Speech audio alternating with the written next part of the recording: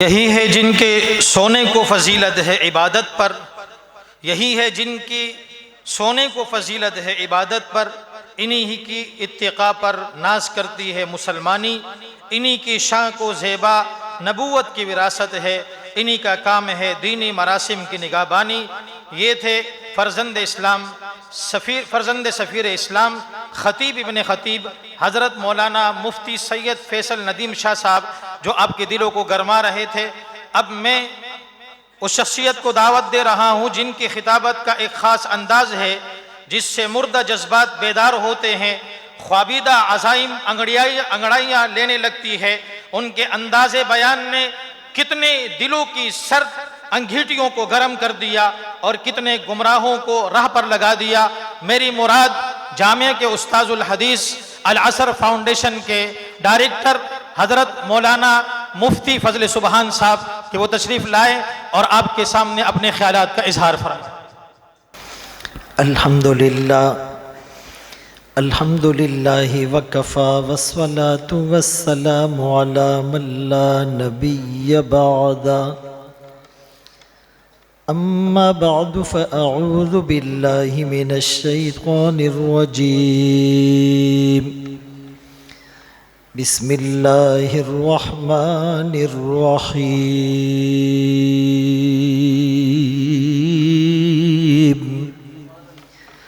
انا نحن نزلنا الذکر وانا له لحافظون۔ وقال النبی صلی اللہ علیہ وسلم خیرکم من تعلم القرآن وعلمہ، صدق اللہ مولانا العظیم وصدق رسولہ النبی الأمی الہاشمی المدنی الکریم، ونحن علی ذلک لمن الشاہدین والشاکرین، والحمد للہ رب العالمین۔ ہر لحظہ ہے مومن کی نئی آن نئی شان، کردار میں گفتار میں اللہ کی برہان، قہاری و غفاری و قدوسی و جبروت، یہ چار عناصر ہو تو بنتا ہے مسلمان۔ یہ راز کسی کو نہیں معلوم کہ مومن قاری نظر آتا ہے حقیقت میں ہے قرآن۔ انتہائی قابل صد تکریم و تعظیم علماء کرام، عزیز طلبہ، بزرگوں، بھائیوں، دوستوں، قرآن کریم کی اس آیت میں اللہ کریم فرماتے ہیں کہ بے شک ہم نے ذکر کو، قرآن کو نازل کیا اور ہم اس کی حفاظت کرنے والے ہیں۔ لیکن اگر عربی گرامر کے مطابق، نحو اور صرف کے مطابق، لغت کے مطابق، جسے ورڈ ٹو ورڈ ترجمہ کہتے ہیں، لفظی ترجمہ، تاکیدات کا لحاظ رکھ کر اگر ترجمہ کیا جائے تو اب ترجمہ یوں بنے گا، انا بے شک ہم نے، نحنو ہاں ہم نے، نزلنا ہم نے نازل کیا، وَإِنَّا اور بے شک ہم، لَهُ لَحَافِظُونَ، التقدیم ما حقہ التاخیر یفید الحصر، کہ جو چیز بعد میں آنی تھی اگر پہلے آ جائے تو حصر کا فائدہ دیتی۔ مجھ سے پہلے مولانا نے اللہ ہی پر بہت بہترین بات کی، ایاک نعبد، ہم تیری ہی عبادت کرتے ہیں، ایاک نستعین، ہم تجھ ہی سے مدد مانگتے ہیں۔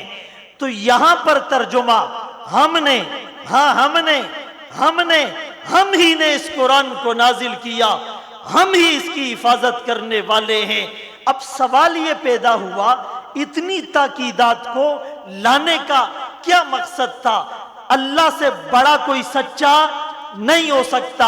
وَمَنْ أَصْدَقُ مِنَ اللَّهِ قِيلًا، سب سے بڑھ کر سچی بات، سب سے بڑھ کر پکی بات، سب سے بڑھ کر قطعی بات، سب سے بڑھ کر حتمی بات، سب سے بڑھ کر یقینی بات، سب سے زیادہ ٹھوس بات، سب سے زیادہ مدلل بات، سب سے زیادہ کمپریہنسو بات اللہ کی ہے.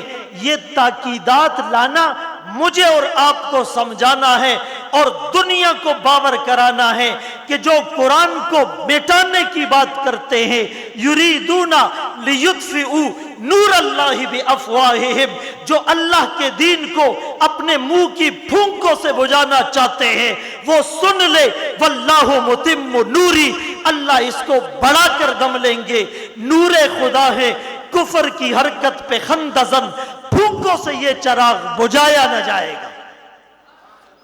ایک تو یہ مطلب تھا. دوسری بات، قرآن کی حفاظت کیسے ہوگی؟ ہم نعرہ لگاتے ہیں کلمۃ اللہ ہی العلیٰ، اللہ ہی کا کلمہ بلند ہو. نعرہ لگاتے ہیں، پالیسی نہیں بتاتے، حکمت عملی نہیں وضع کرتے، لائحہ عمل نہیں بتاتے، دستور اور منشور نہیں بتاتے، پیٹرن اور وے نہیں بتاتے. جیسے جہاز میں جب آپ سفر کرتے ہیں تو ایئر ہوسٹس جب آپ کو انسٹرکشنز دیتی ہیں تو وہ کہتی ہے there are 8 ایمرجنسی ایگزٹ، کہ خطرے کی صورت میں 8 ایمرجنسی راستے ہیں، 2 آگے، 2 جہاز کے پیچھے اور 4 جہاز کے درمیان میں. میرے محترم دوستو، آپ کسی اپارٹمنٹ میں جاتے ہیں، ایمرجنسی ایگزٹ لکھا ہوتا ہے. یہ علماء آپ کو جہنم کی آگ سے بچانے کے لیے ایمرجنسی ایگزٹ بتا رہے ہیں. ڈاکٹر عبدالرزاق اسکندر رحمہ اللہ سے ہم نے یہ سنا، فرمایا اہل حق علماء کی پہچان یہ ہے کہ خود عمل میں کوتا بھی ہو، کمزور بھی ہو، خود عمل میں سستی بھی کر جائے، خود کوئی گناہ بھی کر جائے، لیکن آپ کو جنت کا راستہ بتائے. تو حفاظت کا ذمہ تو کس نے لیا؟ لیکن اس کا میکینزم کیا ہے کہ انہی قرآن کے حافظوں کے ذریعے سے اللہ حفاظت کریں گے. ان تنصروا اللہ ینصرکم، اگر تم اللہ کی مدد کرو گے، آپ بات سمجھ رہے ہیں، تو اللہ مدد کریں گے. تو قرآن کے حروف کی حفاظت یہ بچے کرتے ہیں، قرآن کے معانی کی حفاظت یہ علماء کرتے ہیں، قرآن کے اسرار اور رموز کی حفاظت مشائخ کرتے ہیں. تو جب قرآن محفوظ ہوگا تو کیا مطلب جہاں قرآن پڑھایا جائے وہ محفوظ نہیں ہوگا؟ جو قرآن کو پڑھائے، اس کی تعلیم دے، وہ محفوظ نہیں ہوگا؟ آپ مجھے یہ بتاؤ، مولانا الیاس رحمت اللہ علیہ کا نام کس نے سنا ہے؟ سب نے ہی سنا ہے نا. جب انہوں نے تبلیغ کا کام شروع کیا، میوات چھوٹا سا گاؤں تھا، اس زمانے میں دہلی اور بمبئی اور لکھنؤ بھی چھوٹے سے تھے. جب انہوں نے تبلیغ کا کام شروع کیا، ان کے پاس اخبار تھا، بولو، TV, VCR, dish, satellite, Panaflex, poster, radio, Facebook, YouTube, WhatsApp, Insta, Google, کچھ بھی نہیں تھا. لیکن آپ پوری دنیا میں جائیں، آپ کو تبلیغ کی محنت نظر آئے گی. امریکہ میں، افریقہ میں، ایشیا میں، یورپ میں، خشکی میں اور سمندر میں آپ کو دعوت اور تبلیغ کی نقل و حرکت نظر آئے گی. وجہ کیا تھی؟ ان کے پاس ایک چیز تھی اور وہ اخلاص ہے. وہ کیا ہے؟ دیوبند کا نام کس نے سنا ہے؟ سب نے سنا ہے. ایک انار کے درخت کے نیچے ایک استاد، ایک شاگرد، اخبار نہیں، ریڈیو نہیں، ٹی وی نہیں، ڈش نہیں، کیبل نہیں، سیٹلائٹ نہیں، فیس بک نہیں، یوٹیوب نہیں، واٹس اپ نہیں، انسٹا نہیں، گوگل نہیں، کمیونیکیشن کے آلات نہیں. آپ پوری دنیا میں جائیں، امریکہ، افریقہ، ایشیا اور یورپ، شمال اور جنوب، آپ کو دیوبند کا فرزند نظر آئے گا. ان کے پاس ایک چیز تھی، وہ کیا ہے؟ اخلاص.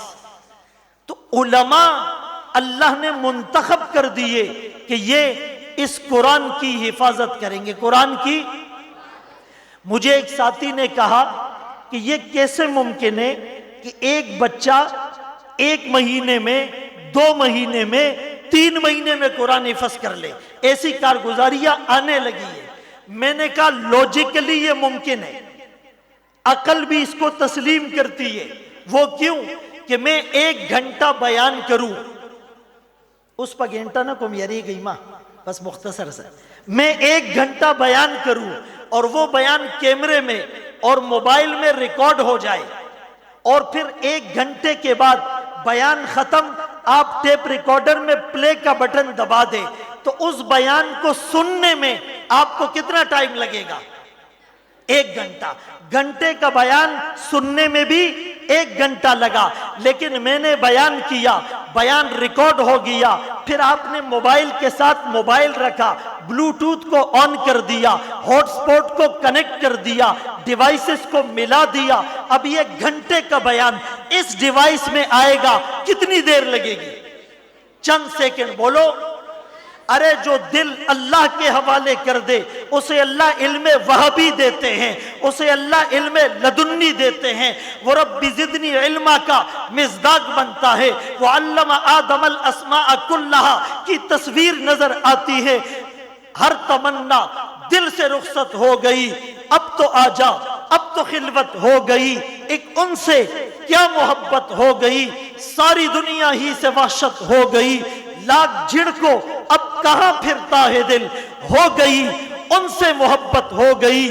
پڑ گئی تھی ان پہ بھولے سے نظر، بات اتنی تھی اور قیامت ہو گئی.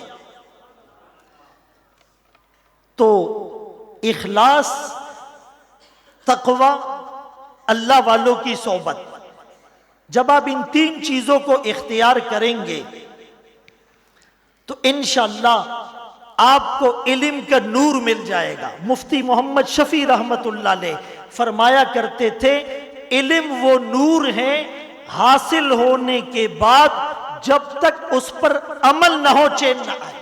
جب تک اس پر عمل نہ ہو چین نہ آئے.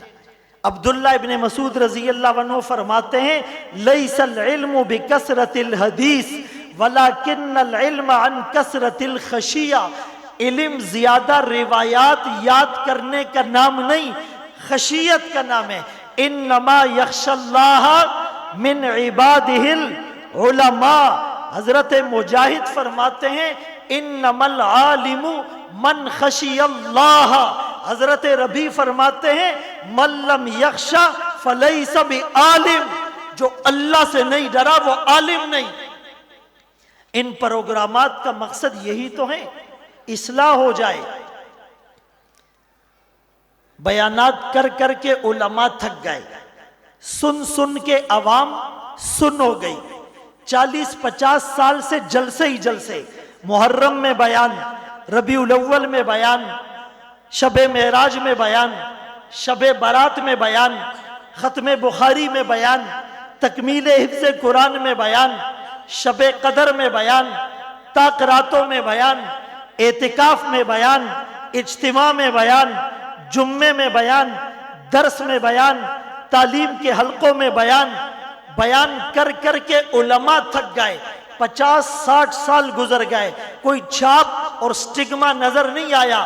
چہروں پر داڑیاں نہیں، سروں پر عمامے نہیں، عورت برقع نہیں پہنتی، گھر سے ٹی وی نہیں گیا، ڈرامے ہم نے نہیں چھوڑے، فلموں سے باز ہم نہیں آئے، رشوت لیتے ہیں، سود کا لین دین کرتے ہیں، ملاوٹ کرتے ہیں، جھوٹ بولتے ہیں، جھوٹی قسمیں کھا کر عیب چھپا کر مال بیچتے ہیں، آنکھوں سے زنا ٹپکا، کان موسیقی کی پیپ سے بھر گئے، زبان جھوٹ بولنے کی مشین، ہاتھوں سے تکبر کی بو آئے، گردن اکڑی ہوئی، دل اور دماغ گناہوں کا پروڈکٹر بنا ہوا.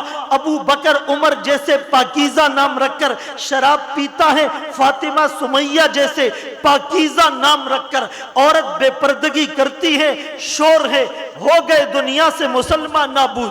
ہم یہ کہتے ہیں تھے بھی کہیں مسلم موجود، وضع میں تم ہو نصارہ تو تمدن میں ہنود. یہ مسلمان ہے جنہیں دیکھ کے شرمائے یہود.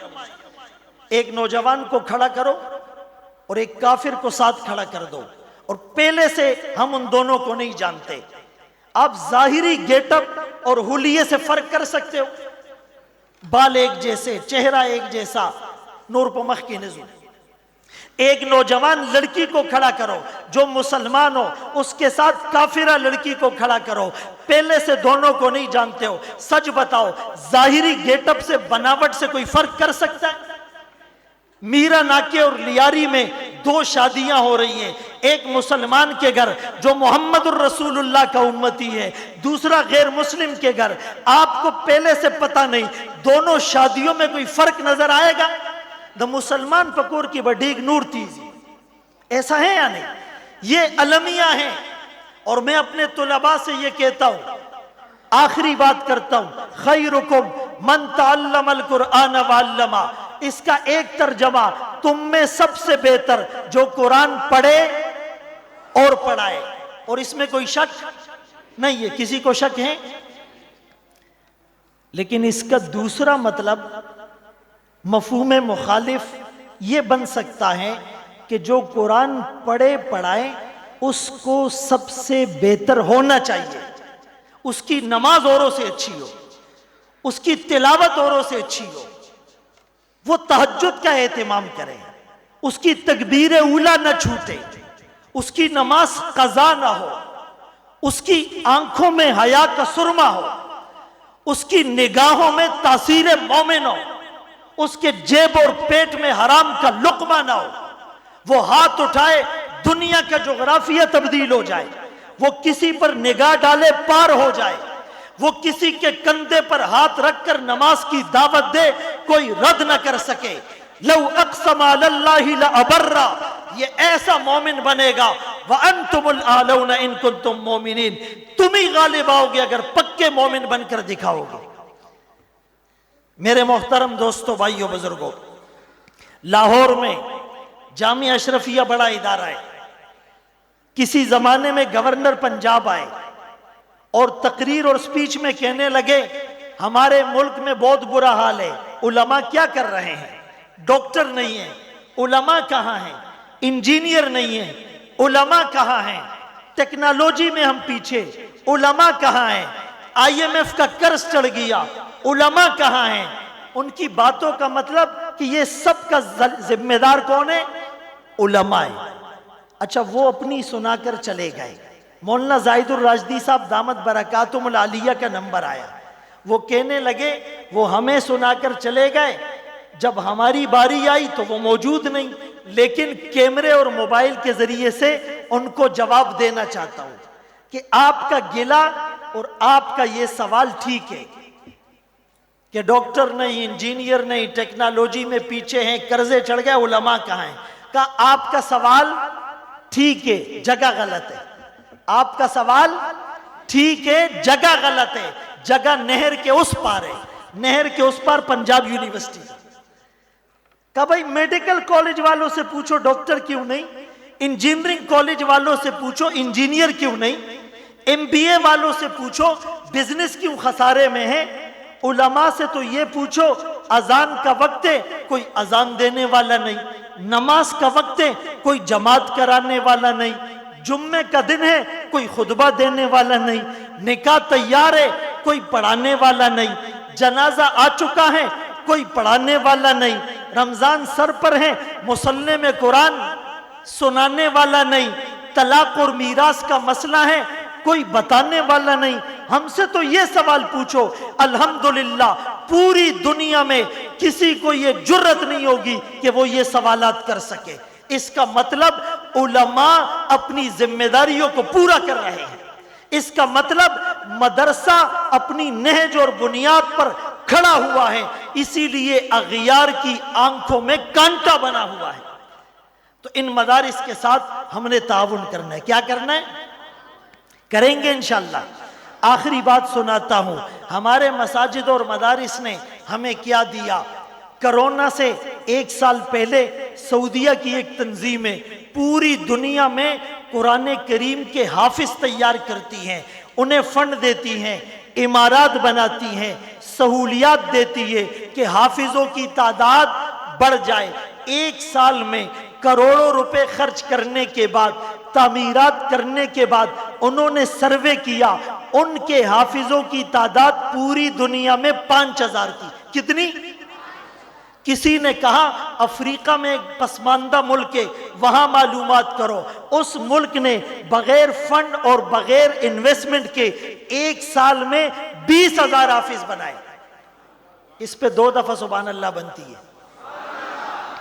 پھر کسی نے کہا پاکستان جا کر معلومات کریں. پاکستان میں ان کا وفد آیا، بریلوی حضرات نہیں، اہل حدیث حضرات نہیں، جماعت اسلامی والے نہیں، تبلیغی مدارس نہیں، غیر وفاقی نہیں، صرف وفاق سے اس سال حفظ کا امتحان دینے والوں کی تعداد 64,000 کے لگ بھگ تھی. اس پہ تو 3 دفعہ بنتی ہے سبحان اللہ. اور پچھلے سال جو حفاظ وفاق کا امتحان دے کر سند حاصل کر چکے ہیں ان کی تعداد 1 لاکھ. اور اس سال جو وفاق کا امتحان دیں گے ان کی تعداد 1,02,000 سے زائد ہے. یہ مساجد نے آپ کو دیا، مدارس نے آپ کو دیا، علماء نے آپ کو دیا، جامعہ محمودیہ نے آپ کو دیا. انشاءاللہ جس طرح ممبروں میں رات پر علماء اپنی ذمہ داریوں کو اچھے طریقے سے پورا کر رہے ہیں، یہ اسمبلی میں جائیں گے، ایوانوں میں جائیں گے، انشاءاللہ جرت کے ساتھ، جوامردی کے ساتھ، عزم و استقلال کے ساتھ، اخلاص اور للہیت کے ساتھ اپنے اکابر اور اسلاف کی یاد بھی تازہ کریں گے اور ان کی نسبتوں کے امین بھی ہوں گے. ہم نے سیاسی میدان میں بھی ان کا دست اور بازو بننا ہے، معاون بننا ہے.